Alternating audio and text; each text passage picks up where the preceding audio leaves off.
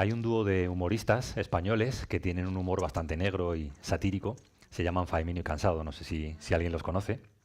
Y bueno, yo que soy un poco de su época, pues he seguido mucho su humor, ¿no? Y había un número que tenían, un diálogo entre ellos, en el que uno de los dos comenzaba a decir al otro que había conocido a un tipo que tenía 5 o 6 carreras. Entonces, claro, el otro expresaba su asombro, ¿no? ¡Qué barbaridad, qué sabio, qué sabiduría! Y dice, pero no solo eso, es que sabe varios idiomas. Y este se seguía asombrando, ¿no? Y es que tiene un máster, qué sabio, qué sabio. Y luego decía, y un doctorado, madre mía, qué hombre tan sabio. Dice, pues te puedes creer que el otro día iba pensando en sus cosas, claro, tanta sabiduría, y fue a cruzar la calle sin mirar y lo atropelló un coche. Y entonces este dice, pues vaya un idiota, tanta sabiduría y al final lo atropella un coche por no mirar, ¿no? Y esto me hacía pensar en el hecho de que nosotros entendemos por sabio aquel que tiene muchos conocimientos. Pero, ¿en qué se traduce en la práctica, en nuestra vida, el hecho de tener muchos conocimientos? ¿Cómo afecta a nuestra vida el hecho de que tengamos la cabeza llena de conocimientos? ¿Cambia en algo nuestra vida? ¿Nos hace vivir de una manera más sabia? ¿Nos afecta para bien? Porque si no es así, ¿para qué sirven tantos conocimientos? Como vamos a ver en esta carta, y estamos viendo ya en los últimos estudios, la sabiduría que viene de lo alto, que viene de Dios, es una sabiduría práctica que afecta a toda nuestra vida. Y debe ser así, porque de otra manera sucedería lo mismo, ¿no? ¿Para qué nos sirve la sabiduría de Dios si no va a afectar en la práctica a nuestra vida? Vamos a leer una porción más breve hoy, en el capítulo 5, donde lo dejamos, hoy solamente los versículos 15 al 17. Y dice así la palabra del Señor. Mirad pues con diligencia cómo andéis, no como necios, sino como sabios, aprovechando bien el tiempo, porque los días son malos. Por tanto, no seáis insensatos, sino entendidos de cuál sea la voluntad del Señor. Y ciertamente podría seguir, y podríamos haber conectado el texto y haber continuado con lo que viene después, pero el versículo 18 considero que es esencial para entender este capítulo y la epístola y para entender la vida cristiana, por lo cual le dedicaré un estudio completo. Y hoy vamos a concentrarnos solamente en esta parte. No andéis como necios, sino como sabios. Ahora os pregunto, ¿qué es ser sabio? ¿Qué entiende la gente por ser sabio? ¿Mm? Tener estudios, formación, saber muchas cosas, ¿no? Para la mayoría de la gente un sabio es aquel que sabe muchas cosas. De hecho, la primera acepción del diccionario de la RAE, de la Real Academia, dice que el sabio es aquel que tiene un alto grado de conocimientos. Ahora, esto es lo que nos preguntábamos, ¿no? ¿Se puede ser sabio y que ese conocimiento, todas esas nociones y entendimiento no afecten a nuestra vida? ¿Es eso verdadera sabiduría? Pues, pues entendemos que no, ¿no? Porque ¿para qué te sirve el conocimiento si no te va a hacer o no va a afectar a tu vida? La Wikipedia dice que el origen de la sabiduría, en su origen, es una habilidad humana. La sabiduría es una habilidad humana. Y dice que nace es una experiencia y un carácter que se desarrolla con la aplicación de la inteligencia en la experiencia propia, obteniendo conclusiones que nos dan un mayor entendimiento de la verdad, de lo bueno y de lo malo. Y luego dice, y la sabiduría y la moral se interrelacionan dando como resultado un individuo que actúa con buen juicio. Y esto es lo que dice Wikipedia acerca del origen de la sabiduría, ¿no? ¿De dónde nace la sabiduría? ¿De dónde viene? Y es el ser humano, el propio ser humano, que con su inteligencia y con sus experiencias va diciendo esto es bueno, esto es malo, esto lo puedo recomendar, esto funciona, esto no, ¿no? Y así va estableciendo unas categorías. Pero además esto es interesante porque lo relaciona con la moral. Y finalmente determina que aquello que es bueno o malo lo es según una moral para vivir mejor, para vivir una vida mejor, ¿no? Esto es algo bueno entonces. Pero hay algunas diferencias entre lo que la Wikipedia dice acerca del origen de la sabiduría y lo que nosotros creemos acerca del origen de la sabiduría. Y la primera es evidente, ¿no? Para nosotros no es una habilidad humana. Para nosotros la sabiduría es un don de Dios, ¿verdad? Que es el temor de Dios es el principio de la sabiduría y toda sabiduría viene de lo alto, ¿no? Es un don de Dios, viene del Padre de las Luces. Y vamos a ver alguna diferencia en cuanto a esto también, ¿no? En primer lugar, si me acompañáis a 1 Corintios, capítulo 2, vamos a darnos cuenta de este origen que está en Dios, pero también de que existen dos sabidurías. Las dos vienen de Dios, pero vamos a ver si podemos captar la diferencia. 1 Corintios, capítulo 2, en los versículos 6 a 7, leemos, son palabras del apóstol Pablo a los Corintios, dice: sin embargo, hablamos sabiduría entre los que han alcanzado madurez y sabiduría. Y fijaos, no de este siglo, ni de los príncipes de este siglo que perecen, mas hablamos sabiduría de Dios en misterio, la sabiduría oculta, la cual Dios predestinó antes de los siglos para nuestra gloria. ¿Podéis ver cómo en este texto se está refiriendo el apóstol a dos clases de sabiduría? ¿Sí? ¿Cuáles serían?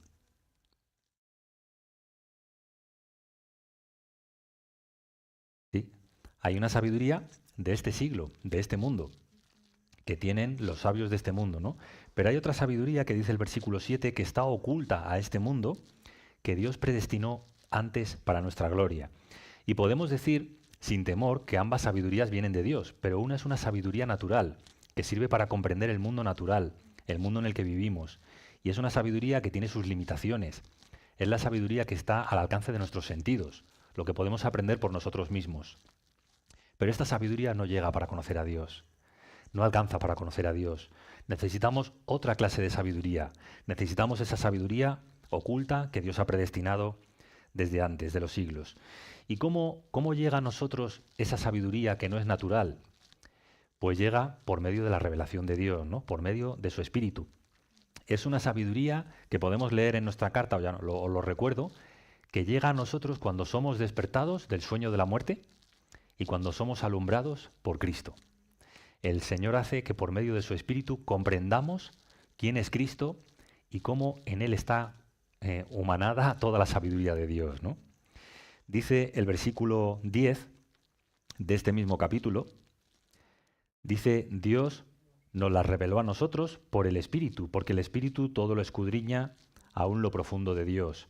Y en el contexto podéis leer después que esa sabiduría que Dios nos revela está en Cristo.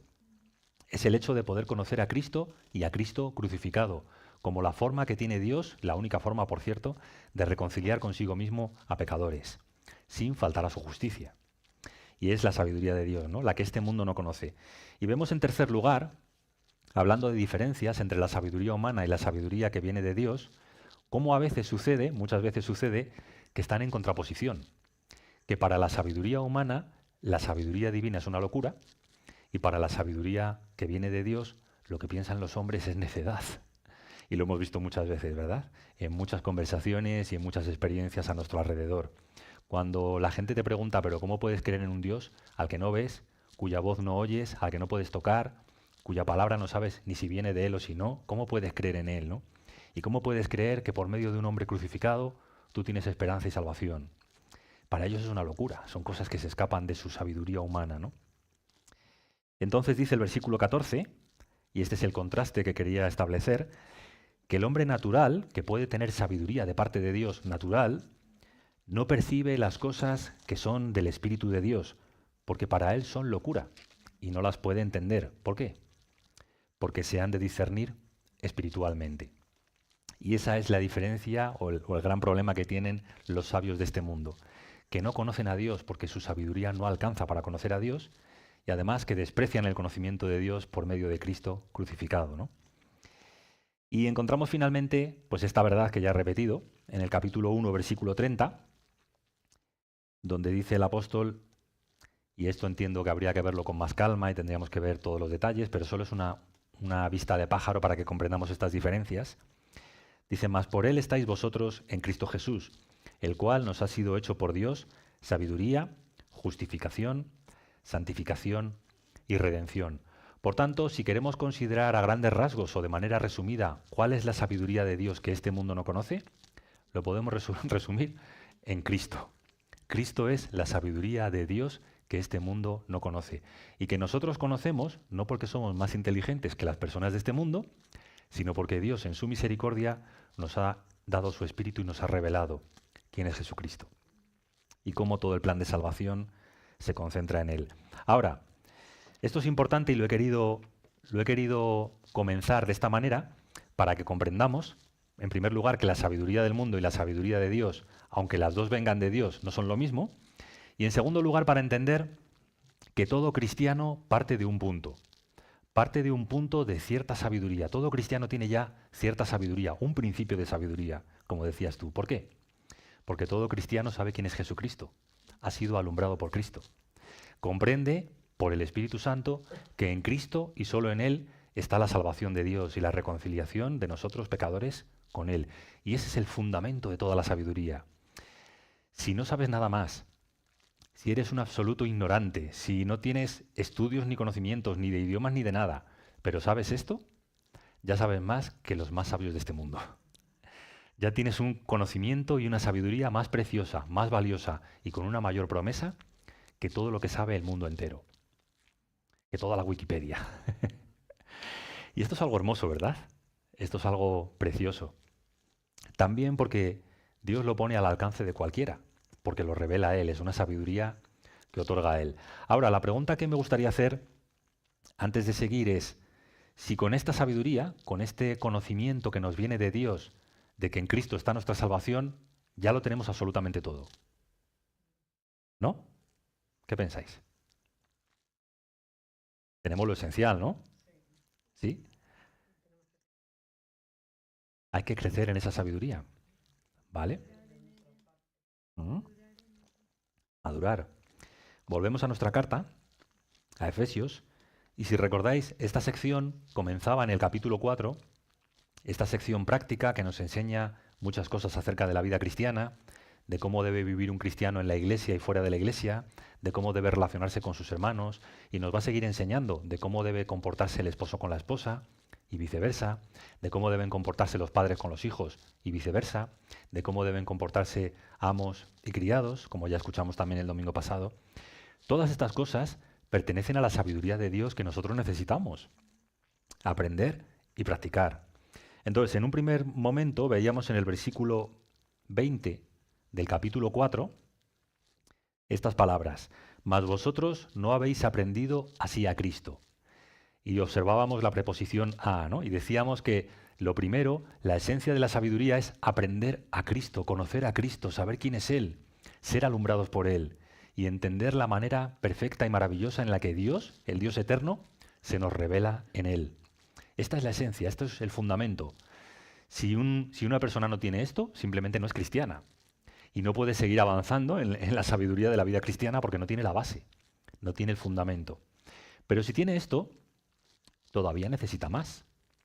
¿Qué necesitamos? Pues decía el siguiente versículo: si en verdad le habéis oído y habéis sido por él enseñados conforme a la verdad que está en Jesús.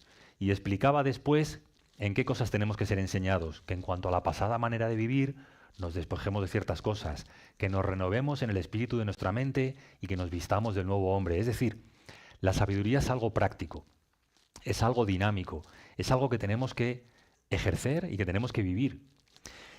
Y volvemos a nuestro texto, ahora sí, y fijaos en estas palabras: mirad pues con diligencia cómo andéis. Es la tercera vez en este capítulo que Pablo expresa esta idea de andar. La primera, andad en amor. La siguiente, andad como hijos de luz. Y esta tercera vez, andad como sabios, ¿no? No como necios, sino como sabios. ¿Y de qué nos habla esta palabra andar? Este verbo es un verbo de acción, ¿no? A los que nos gusta andar, pues sabemos que andar requiere movimiento, requiere acción. Y esto es lo que nos está diciendo acerca de esta sabiduría, que se proyecta en la acción de nuestra vida, en el desarrollo de nuestra vida, en el transcurso de nuestra vida. La sabiduría que Dios nos ha dado y que tiene para nosotros no es una serie de conocimientos que se quedan almacenados en la cabeza, que nos garantizan la salvación el día que nos presentemos delante de Él y que no tienen ya nada que ver con el resto de nuestra vida. No. La sabiduría de Dios nos ha dado salvación en Cristo, pero nos está trayendo una constante transformación a nuestra vida a lo largo del curso de ella. Andad como sabios. Y esto es algo muy importante entender. Y como ya he dicho, ese camino, ese andar que tenemos que recorrer, esa andadura que es nuestra vida, afecta a todas las áreas de nuestra vida. No hay área de nuestra vida para la que la sabiduría de Dios no tenga algo que aportarnos y no tenga nada que decirnos. Y toda esa sabiduría está condensada o resumida en Cristo. Me gusta pensar en estos términos, a ver si os edifica, os ayuda o no. Me gusta pensar de qué manera el Evangelio y de qué manera Cristo es la sabiduría que yo necesito para todas las áreas de mi vida. ¿Lo veis lo que quiero decir? O sea, de qué manera se aplica Cristo y su Evangelio a todas las áreas en las que yo tengo que vivir y en las que tú también. Creo que ese es el principio del que debemos partir, ¿no? Vale, pues fijaos que vais a estudiar mañana las mujeres, vais a estudiar un libro que habla de proverbios y de la sabiduría en el libro de los proverbios, y los primeros 5 capítulos, si no recuerdo mal, de los proverbios están saturados de este concepto, de la sabiduría, ¿no? Los proverbios comienzan declarando para qué fueron escritos. Y dice en el capítulo 1, versículo 2, para entender sabiduría y doctrina. Y después te enfocan en cuál es el principio de la sabiduría que ya hemos mencionado. Y el principio de la sabiduría, versículo 7, es el temor del Señor. Ahí comienza todo. Cuando nosotros nos damos cuenta de que Dios es el Señor, el creador de todas las cosas, también de nosotros, que es el juez, que un día tendremos que comparecer delante de Él para dar cuenta de nuestra vida, y venimos a Él buscando una solución para nuestro pecado, para nuestro mal. Y nos dejamos enseñar por Él y nos dejamos guiar acerca del remedio que Él tiene para nuestro mal. Ese es el principio de la sabiduría. Pero después sigue hablando el libro de los Proverbios y nos dice cuál es el siguiente o la continuación de ese principio. Y es todo un camino. Y la sabiduría se presenta a nosotros como un padre que nos habla tiernamente y nos dice, hijo mío, oye mis palabras, ponlas en tu corazón, guárdalas, átalas a tu cuello, atesóralas más que los tesoros, porque te van a conducir por un camino de vida. Y evita este camino y evita este otro, como hace cualquier padre, buen padre con su hijo, ¿verdad? Y le va indicando por dónde debe andar y por dónde no debe andar. Y esto es lo que el Señor, en esa sabiduría personificada en los proverbios, quiere para todos sus hijos. En realidad la sabiduría se proclama a todos, al que quiera oír, a todo el que quiera oír. Pero sabemos que quienes oyen esta sabiduría son los hijos, ¿verdad? Y los hijos tienen que aplicarla a sus vidas en todas las áreas de la vida. Y así es como el libro de los Proverbios va desarrollando este tema de manera maravillosa para nosotros. Ahora os quiero dejar con un texto, me refiero en cuanto a este tema, en 2 de Timoteo, capítulo 3, este texto tan conocido y que cito tanto, pero para que veáis este detalle. 2 de Timoteo, capítulo 3, en el versículo 15.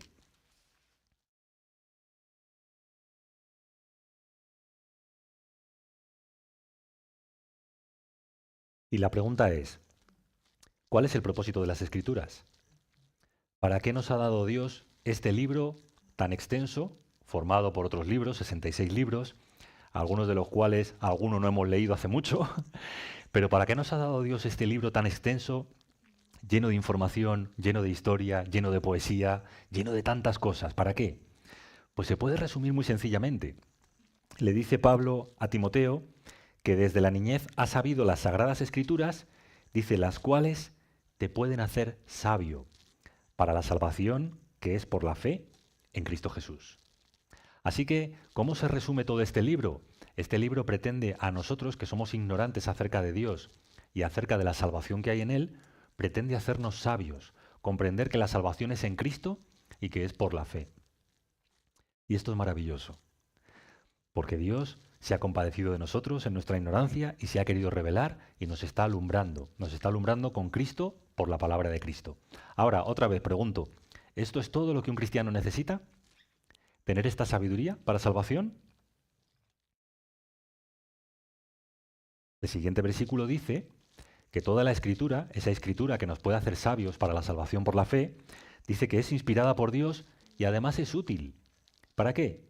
Para enseñar, para redarguir, para corregir, para instruir en justicia, y mirad el fin, el propósito, a fin de que el hombre de Dios sea perfecto. No solamente para que tenga sabiduría acerca de dónde está la salvación, sino para que sea perfecto, enteramente preparado, equipado, pertrechado para toda buena obra. De manera que la sabiduría no se limita a mostrarnos en quién está la salvación, sino que la sabiduría de Dios pretende hacernos perfectos, completos, equipados para toda buena obra. Por eso ahora paso a una palabra, a una pregunta más incisiva y más dura, ¿no? Y es la siguiente. ¿Es posible ser cristiano, es decir, haber llegado a ese conocimiento, a esa sabiduría de dónde está la salvación y vivir como un necio? ¿No? Perdona, es que estaba pensando en mí mismo y digo, uy, es posible, hermanos, es posible. A ver, entiendo lo que queréis decir los que decís que no, y es que ningún cristiano está llamado a eso. Ningún cristiano está llamado a decir, ya soy salvo, lo demás ya no me interesa, que vengan a buscarme cuando llegue el momento y ya está, ¿no? No, ningún cristiano está llamado a eso. Ahora, en nuestra experiencia creo que todos tenemos que reconocer que en muchos momentos de nuestra vida, todavía presentes, nos comportamos como necios. Tenemos la palabra de Dios, tenemos el consejo de Dios a nuestra disposición, tenemos el entendimiento por medio de su palabra de lo que nos conviene para vivir una vida sabia y lo ponemos por obra, lo tomamos, lo practicamos. Pues es aquí donde viene el llamado del apóstol Pablo a estos hermanos y a todos nosotros por extensión, en estas palabras tan sencillas, fijaos, dice, pues, mirad pues con diligencia. Hay otra versión, la Nueva Versión Internacional, que dice, así que tengan cuidado. ¿Por qué? Porque ser cristiano no garantiza ser sabio. Porque haber conocido a Cristo es el principio de la sabiduría, el principio del camino, no es el fin. Porque somos llamados a recorrer todo un camino, adquiriendo de parte de Cristo sabiduría y poniéndola en práctica en nuestra vida. No se ha acabado todo ahí, no es que ese es el fin. Y hermanos, a veces somos cómodos, a veces somos negligentes, a veces somos necios, al considerar que ya lo tenemos todo y que no necesitamos hacer nada más, ¿no? Que ya está todo bien. Diría por experiencia, y también esto es duro, pero hermanos queridos, lo estoy diciendo pensando en mí, diría por experiencia que la mayoría de los cristianos sufrimos más por causa de nuestra desobediencia a los principios de la palabra de Dios que por causa de nuestra obediencia y de nuestra fidelidad a Cristo. Y esto es algo triste, ¿verdad? ¿Por qué? Porque en la Biblia se nos llama a sufrir, sí, pero se nos llama a sufrir por nuestra devoción sincera y nuestra fidelidad a Cristo, no por negligentes, no por torpes. En mis experiencias pastorales y en mi examen de mi propia vida he llegado a esta conclusión. Los cristianos sufrimos porque no tenemos en cuenta lo que Dios dice para nuestro bien en su palabra. ¿No es esto triste? Son sufrimientos que podríamos evitar. Claro, yo me acuerdo de mi juventud, cuántas cosas me han dicho mis padres que eran para mi bien y me han entrado por un oído y me han salido por el otro, ¿no? Con razón dice el libro de los Proverbios que la necedad está ligada al corazón del muchacho. Lo que yo me pregunto es cuándo se desliga. O sea, tengo 50 años y todavía está ahí agarrada a la necedad, ¿no? Todavía soy terco y duro de corazón y me cuesta trabajo creer y sobre todo me cuesta trabajo someterme al hecho de que Dios tiene consejos sabios y buenos para vivir una buena vida que yo tengo que poner en práctica. Y otra vez digo, ¿no? Todo cristiano es llamado no solamente a conocer la sabiduría de Dios en Cristo, sino a vivir esa sabiduría en todo lo que Cristo nos enseña por medio de su palabra, ¿no? Y es lo que estamos viendo en estos capítulos preciosos de esta carta. Ahora, nos habla del necio. Dice que andemos no como necios, sino como sabios. Y la definición bíblica del necio, ¿sabéis cuál es? Ese que dice en su corazón, no hay Dios. Ahora, yo os propongo que hay otra definición, ¿no? Necio puede ser el que dice en su corazón que no hay Dios o el que vive y se empeña en vivir como si no lo hubiera. Y ahí entramos nosotros los cristianos, ¿no? Cuando sabiendo lo que la palabra de Dios dice, cuando sabiendo el consejo de Dios para nosotros y lo que de verdad nos conviene, miramos para otro lado y seguimos nuestro camino, aunque creamos que hay un Dios, nos estamos portando como necios. Y esto es algo que hacemos todos y algo de lo que tenemos que arrepentirnos y velar, porque hay unas consecuencias. La vida sabia o la vida de sabiduría que Dios pone delante de nosotros tiene un fruto de justicia y de verdad que su Espíritu produce en nosotros. Pero la vida necia tiene otro fruto y son muchos dolores, algunos de los cuales hemos experimentado nosotros. Ahora, pensaba también en una cuestión práctica, ¿no? He sido un poco duro hasta aquí, pero una cuestión práctica. ¿Qué pensáis que son más importantes? ¿Las grandes decisiones de la vida, esas son las que requieren sabiduría, o las pequeñas decisiones cotidianas? A lo mejor la pregunta muy... Ambas, así no nos equivocamos. Venga, eso. Pero os pido que escojáis. Vaya. ¿Mm? Hice esta pregunta a alguien muy querido y me dijo las grandes, las grandes. Dice, por ejemplo, y me puso un ejemplo, ¿no? ¿Con quién te casas? Si te casas con una persona equivocada, lo vas a pasar muy mal. Y dije, sí, es cierto, es verdad. Las grandes decisiones de la vida son muy importantes y es importante tomarlas a la luz de la palabra de Dios. Y seguros de que estamos intentando hacer su voluntad y no la nuestra. Ahora, las pequeñas decisiones, esas pequeñas decisiones cotidianas que tomamos todos los días, pueden destruir un buen matrimonio. Son las pequeñas, es una mosca muerta, ¿no? La que hace hervir el perfume. Y son las pequeñas, hay otro texto, ¿sí? Las que destruyen las viñas, ¿no? Entonces, es en el descuido de lo pequeño, es en el engaño de pensar que necesitamos sabiduría de Dios para las grandes cosas, pero no para las pequeñas, que puede entrar la gotera y que se puede arruinar la techumbre, ¿no? Entonces es un llamado, un llamamiento, otra vez al hecho de que no demos nada por sentado y busquemos de parte de Dios sabiduría. Y sabiendo que tenemos ese desafío que tiene todo ser humano y que todavía los cristianos tenemos, y es que lo que a veces Dios nos propone en su palabra es lo contrario a lo que nuestra propia prudencia nos dicta. Es decir, ¿cómo resolvería yo esta situación? Pues lo haría de cierta manera. ¿Qué dice la palabra de Dios? Lo contrario. ¿Qué hago entonces? Dice también la palabra del Señor, confía en el Señor de todo corazón y no te apoyes en tu propia prudencia. No confíes en tu propio entendimiento, confía en Él. Y esto es un reto que todos tenemos, ¿verdad? Porque en nuestro corazón hay deseos, porque nosotros tenemos nuestra propia manera de entender las cosas, porque desde pequeñito nos gusta ir por nuestro camino. Y el Señor nos dice en su palabra, ese camino no es bueno, mejor ven por este, ¿no? Y tenemos que ser sensibles a eso. Ahora entramos en otra parte, en el versículo 16, en la que se nos dice que parte de esa sabiduría consiste en qué. Dice que vivamos aprovechando bien el tiempo, porque los días son malos. Y algunos intérpretes entienden que esto es una exhortación a aprovechar bien el tiempo porque es breve. Y al final, si lo piensas, ¿qué hay más valioso que el tiempo? Puedes tener muchas riquezas, todas las riquezas del mundo, pero ¿pueden todas las riquezas del mundo comprar una hora más de vida? Cuando llega el momento, no hay riqueza suficiente para retener el espíritu dentro de ti. Por tanto, el tiempo es el bien más valioso, es lo más precioso. Y he escuchado, pues, cómo a raíz de este principio, pues muchos cristianos desarrollan toda una teología de la importancia del aprovechamiento del tiempo, ¿no? Y entonces colocan su orden de prioridades y sus disciplinas y sacan muchas enseñanzas muy interesantes acerca de este asunto, ¿no? Y lo siento, Marta, pero no podemos pasar por aquí sin hablar de Marta y María, ¿no? Y te dicen, fíjate, ¿te acuerdas aquel día que invitaron a Jesús a cenar? Y estaba allí Marta como loca, corriendo de un lado para otro con los platos, con los preparativos, con que la comida llegue caliente, con que Jesús esté cómodo, con que mis invitados vean que soy una buena anfitriona. Y ahí está mi hermana, tan tranquila, sentada escuchando lo que Jesús dice. Y tanto se enojó Marta, tanto le molestó esto, que llegó a Jesús mismo y le dice, Señor, ¿no te importa que mi hermana esté ahí y yo me esté dando la gran paliza? Y yo me imagino, pobre Marta, la verdad que esto me lo he imaginado muchas veces, como diciendo, ahora va a venir Jesús y me va a dar la razón. Y va a decir a María, venga hombre, muévete un poco. ¿Pero qué pasa? Perdón.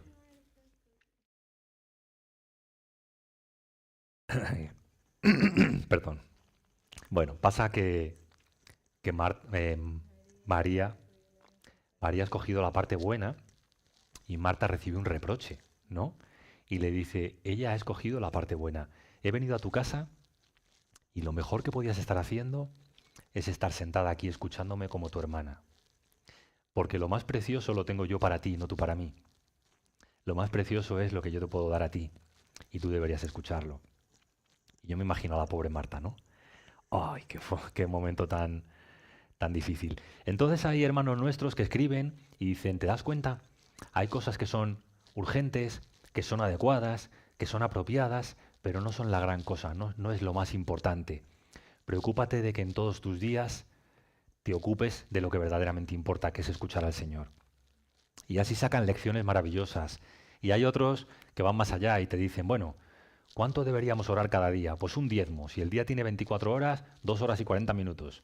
Esto me enseñó un pastor. Y le dije, madre mía, voy a tener que quitármelo de algún sitio, porque si tengo que orar 2 horas y 40 minutos, leer la Biblia otras 2 horas, testificar otras 2 horas, se me pasa el día y no he hecho nada más, ¿no? Entonces yo sugiero que seamos ordenados, que tratemos de poner nuestra vida en orden, de aprovechar el tiempo, pero creo que no es esa la enseñanza que tiene este pasaje. Creo que no va por aquí. No es la idea de que los días son malos porque el tiempo es breve. Los días son malos porque el mundo en que vivimos, porque los tiempos que vivimos son malos. Y si no estamos esforzándonos, si no estamos procurando ser diligentes para andar sabiamente, la atmósfera de este mundo, la corriente de este mundo, que decía el capítulo 2 que ya estudiamos, nos va a llevar, como nos llevaba antes y como lleva a los hijos de desobediencia. Es decir, no es un llamado a la administración y a la disciplina para el buen uso del tiempo, sino un llamado a vivir en este mundo sabiamente, evitando el mal y el mal que nos rodea en este mundo, ¿no? Esa corriente mala. Y la traducción al lenguaje actual dice que seamos entendidos, que aprovechemos bien el tiempo, dice, porque estamos viviendo tiempos muy malos. Creo que sigue esta línea de interpretación, ¿no? Porque estamos viviendo tiempos muy malos. Entonces es en ese sentido. ¿Debemos aprovechar para vivir una vida diferente a la que vivimos? Sí, pero ¿en qué sentido? Nuestra vida, como la vida de cualquiera, va a tener problemas y va a tener dificultades y va a tener retos y desafíos en la familia, en el trabajo y en todas las demás cosas. Un cristiano no vive una vida diferente a la que vive el resto del mundo en ese sentido. Vivimos en el mismo mundo, enfrentamos los mismos retos y somos llamados a resolver los mismos problemas. ¿Cuál es la diferencia? ¿Qué es lo que hace o lo que nos llama a vivir de manera sabia? Pues hacerlo según la voluntad de Dios. Y procurar enfrentar todas estas cosas según lo que el Señor nos enseña en su palabra y no según nuestro propio entendimiento como hacíamos antes. Creo que esa es la clave de aprovechar bien el tiempo, ¿no? Vivir haciendo las cosas que tenemos que hacer, pero haciéndolas según la voluntad de Dios y no según la nuestra. Creo que esta es la esencia de lo que nos quiere decir aquí Pablo. Y luego dice también que no seamos insensatos, que es otra forma de decir necios, que no nos portemos neciamente, la segunda vez que lo dice, sino entendidos de cuál sea la voluntad del Señor. Y esto confirma lo que estaba diciendo antes. Se trata de entender cómo debemos vivir en este mundo, que no podemos vivir en otro, es en este en el que tenemos que vivir, pero según la voluntad del Señor. ¿Cómo podemos enfrentar los retos que enfrenta todo el mundo, pero en la voluntad del Señor? ¿Cómo podemos tratar nuestros problemas matrimoniales como el Señor nos enseña? ¿Cómo podemos tratar con nuestros hijos como el Señor nos enseña? ¿Cómo podemos tratar con nuestros jefes como el Señor nos enseña? Y no como el mundo nos ha enseñado y como nosotros creemos. Esto es la sabiduría puesta en práctica. Esto es aprender a Cristo en lo cotidiano y ser enseñados por Él. Ahora, ¿qué podemos hacer práctico para no ser insensatos sino entendidos acerca de la voluntad del Señor? ¿Qué podemos hacer?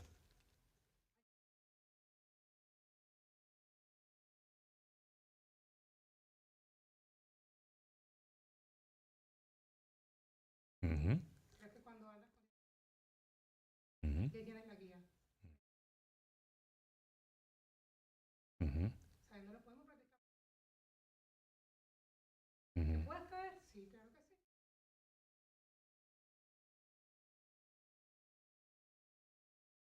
Mm.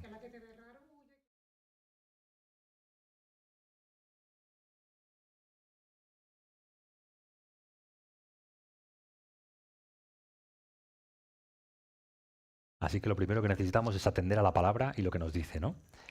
Dice el Proverbio 2, Hijo mío, si recibieres mis palabras. Esto es lo primero que necesitamos, recibir la palabra de Dios. Y en ese sentido sí que conecta con lo que Jesús le dijo a Marta. Lo que necesitas es recibir mi palabra, lo primero, lo principal, esa es la buena parte que no te es quitada.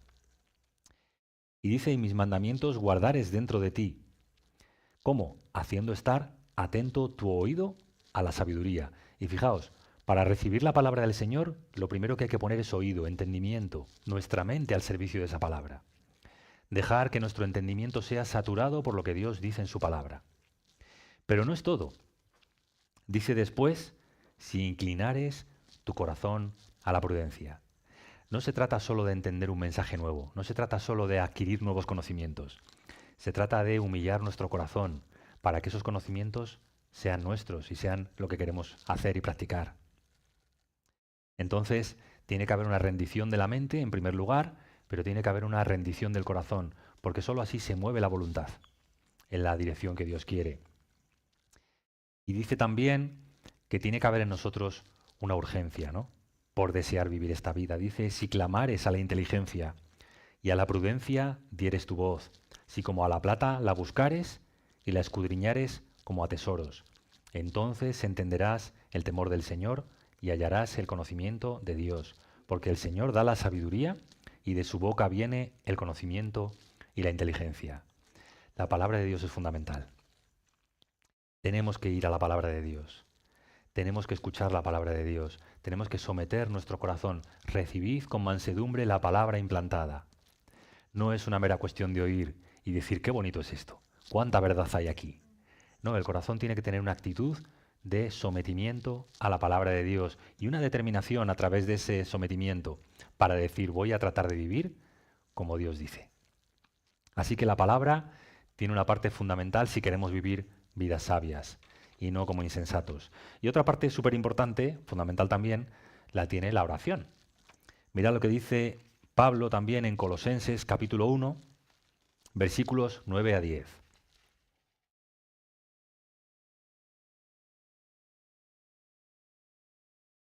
Es una oración que Pablo está haciendo por los hermanos y dice, por lo cual también nosotros, desde el día que lo oímos, no cesamos de orar por vosotros y de pedir que seáis llenos del conocimiento de su voluntad en toda sabiduría e inteligencia espiritual.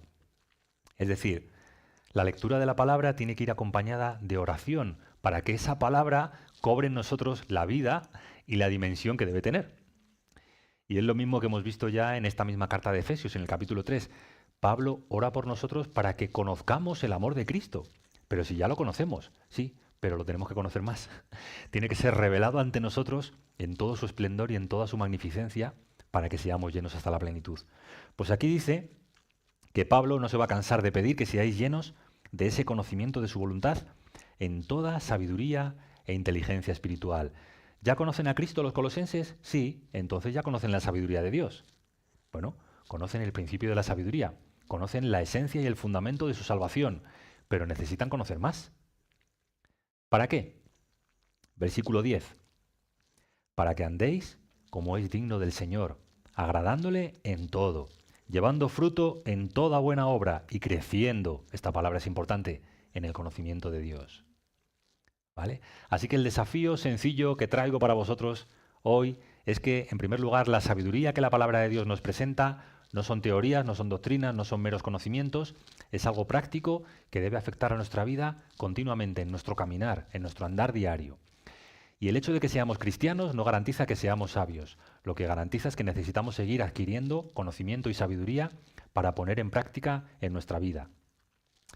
¿Por qué? Porque si no lo hacemos, aunque seamos cristianos, vamos a vivir como necios. Y eso es lo que no debemos hacer ninguno de nosotros.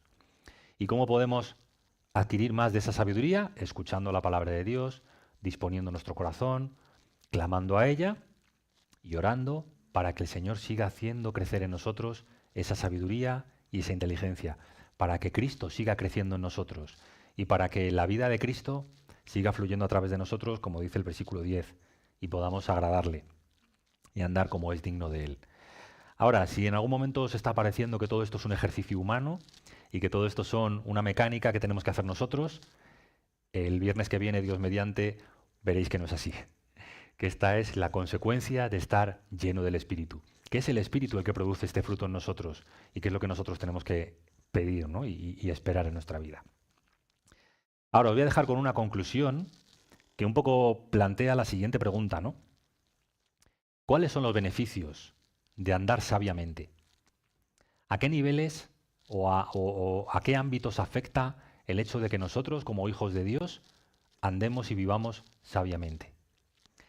Pues se me ha ocurrido un pasaje, me vino a la mente un pasaje para concluir, que está en Deuteronomio, capítulo 4,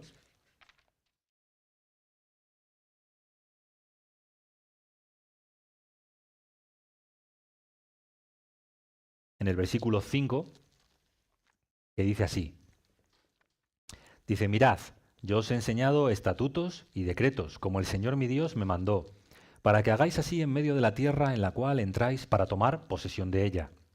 Guardadlos, pues, y ponedlos por obra, porque esta es vuestra sabiduría y vuestra inteligencia ante los ojos de los pueblos, los cuales oirán todos estos estatutos y dirán, ciertamente, pueblo sabio y entendido, nación grande es esta.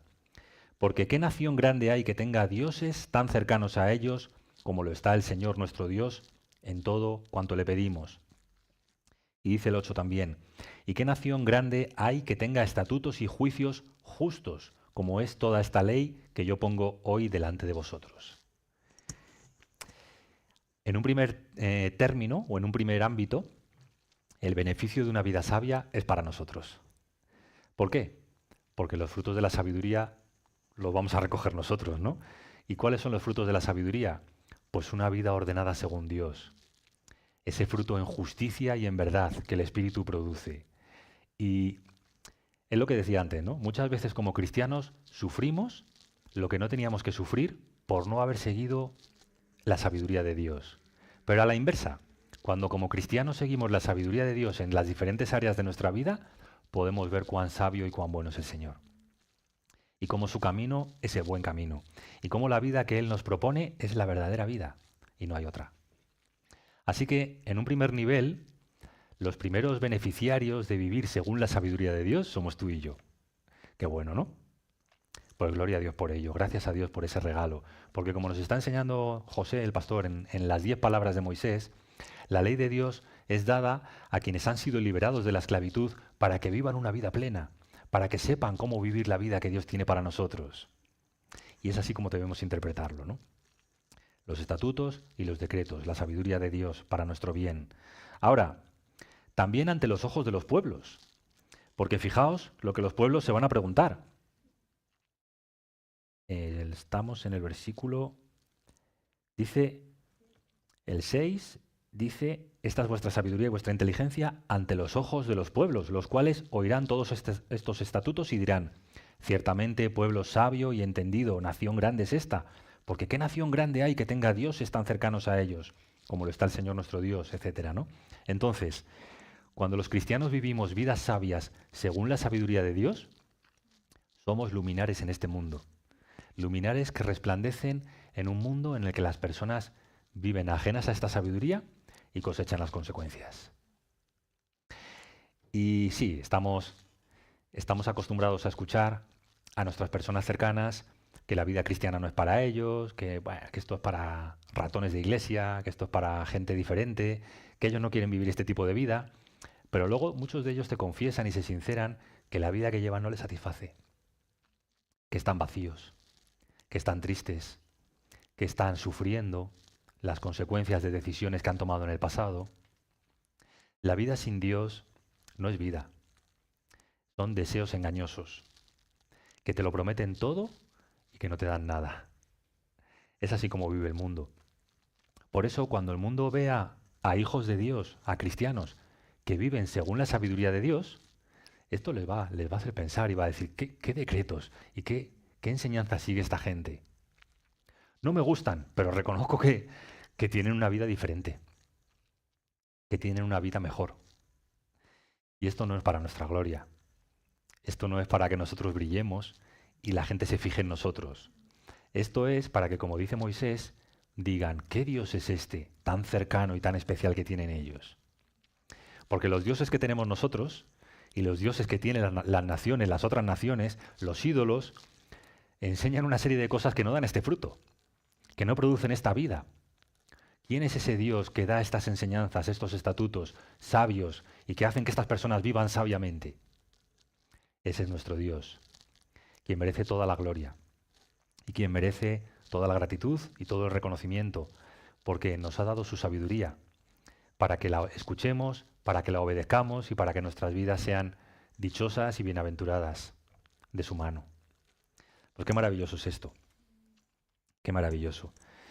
Que los hombres puedan decir de nosotros lo mismo que dijeron en Nazaret sus propios compatriotas, ¿no? ¿De dónde tiene esta sabiduría? Decían acerca de Cristo. Esta sabiduría no es de hombres. ¿De dónde le viene? Si no tiene letras, si no ha estudiado, ¿quién le ha enseñado? Es la sabiduría de Dios. Que la gente a nuestro alrededor pueda ver en nosotros la sabiduría de Dios y a Dios. Amén.